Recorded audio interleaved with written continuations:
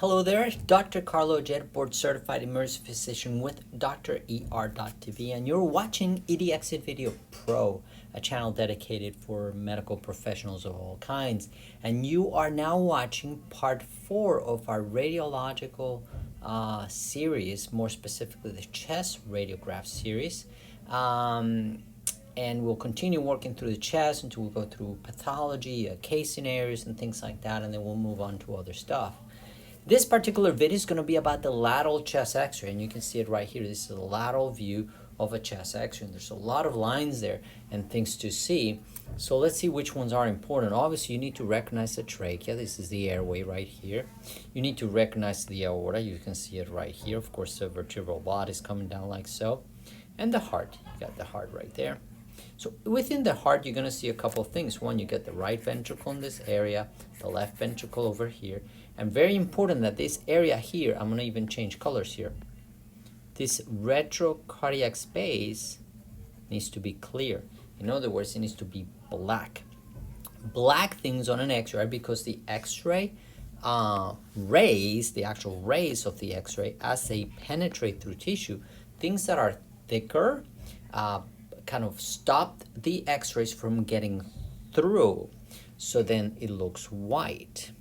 It looks white like this. There's a lot of tissue and stuff here, so it looks white. If it's metal, it's completely white, right? So this is almost completely black here because all the x-rays went through the film and make it dark.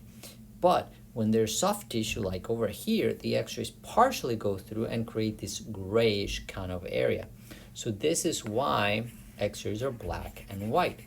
So the more black, the more x-ray rays went through and hit the film on the back side.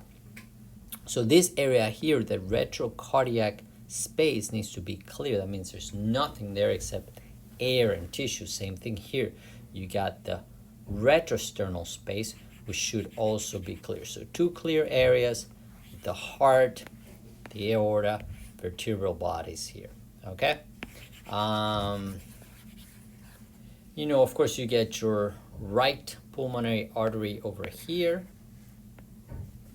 and mainstem bronchus over here, but those things are hard to see, and honestly in practice it doesn't make a difference. You just need to recognize those other structures there. If you want more on a diagram form, you can see them right here, and all these things we talked about. I guess importantly thing here is this here, the right and left lower pulmonary arteries, and that's a nice one to know.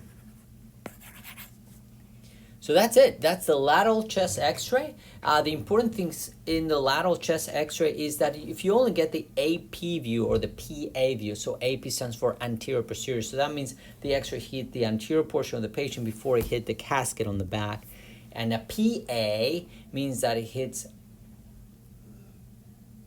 the posterior aspect first before the anterior, posterior anterior, okay? So when we do portable chest x-rays, which we're doing a lot of those now with the COVID and the virus, we don't want to move people around the emergency department, exposed to the radiologic department to potential virus and things like that. We're doing a lot of portable films. So those are completely anterior posterior. And on the next video, we're going to talk about the disadvantages of an AP film, an anterior posterior portable chest radiograph, as opposed to the one you get in the department, which is usually posterior anterior, and the patient is standing. So that's it for the lateral chest radiograph and the findings that you would find on this kind of x-ray. They're described here. Spend some time, study those little lines, learn them, and they'll sure be useful one day when you're looking at an x-ray. We'll see you in our next video. Bye-bye.